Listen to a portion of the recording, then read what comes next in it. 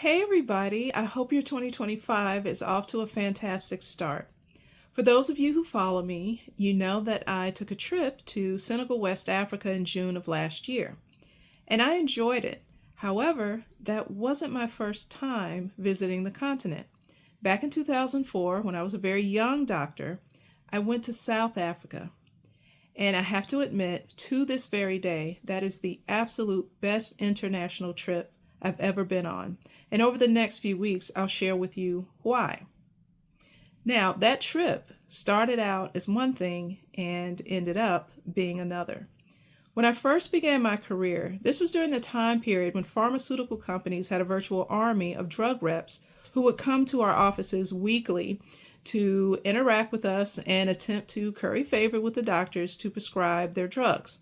They would give us information, but also we received lots of invitations to drug rep dinners.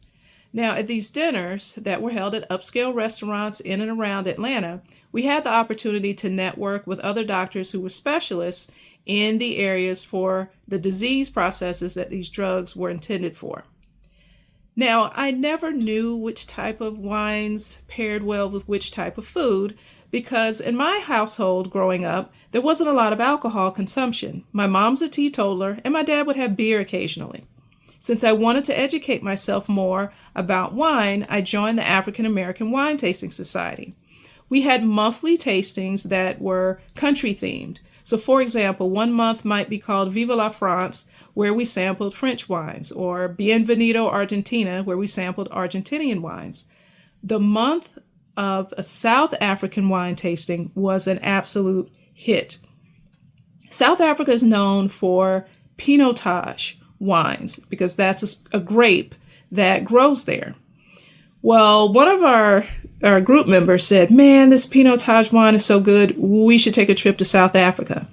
The president of our group took that as a challenge and curated a trip there. Obviously, I took advantage of that opportunity. When we arrived, we were assigned a driver named TC. Now, TC had that warm smile. I would say he was about, 5'11", 6 feet tall, kind of a plump gentleman, pleasantly plump.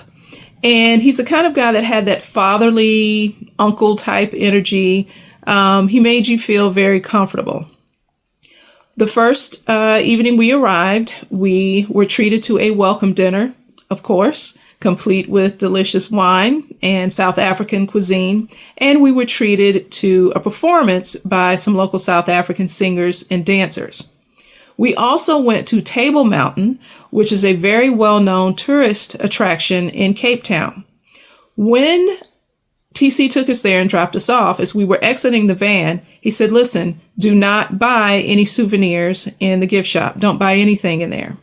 We were a bit curious and asked why, and he just told us, trust me, don't buy anything in the gift shop. We went into Table Mountain, took the sky cars to the top, and of course took some pictures up there. But we were curious as to why he didn't want us to patronize the gift shop. Well, when we got back to the van, something was waiting there for us. And I'll let you know what that was next week. Now, you can comment, what do you think was waiting for us at the van when we came back from the top of Table Mountain? Have a good week, everyone.